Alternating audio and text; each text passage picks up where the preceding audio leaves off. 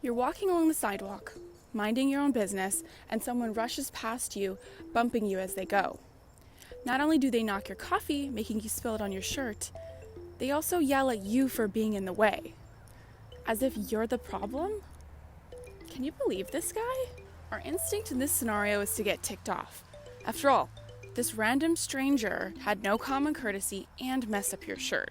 And the reason this is so wrong to us is because there's a part of us that believes that other people should take us into consideration.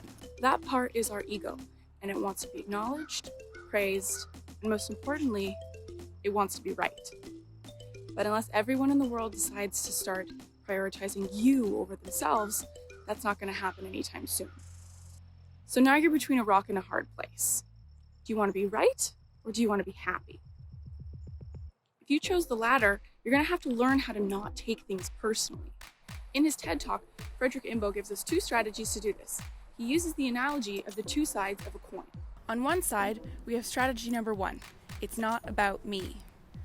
Other people's intentions and actions are motivated by them.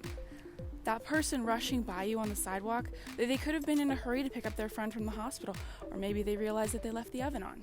Try to look at the other person's intentions to shift your focus from me to we.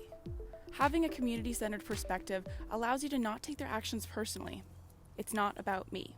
Now, you aren't exactly always level-headed in those situations, and it takes a lot of practice to override certain triggers. For example, if you worked really hard on a project only to present it proudly and then be met with criticism, you may get defensive. But this begs the question, why are you reacting this way? Are another person's actions triggering to you because it highlights a part of you that you don't like?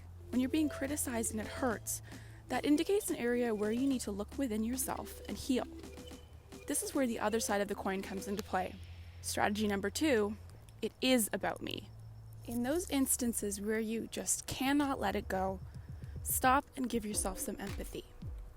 And if that moment keeps nagging you after some reflection, it's time to go to the other person and tell them how you feel. This requires vulnerability, which is tough, but ultimately you'll be communicating effectively and giving the other person the opportunity to accommodate your feelings. Sometimes it is about me. The bottom line here is that taking a few moments to find perspective on an interaction can change your entire interpretation of that situation. Try to make space for understanding instead of irritation, and you can stop taking things personally. Don't forget to like and subscribe, and if you want, drop us a comment to let us know what you thought of this video.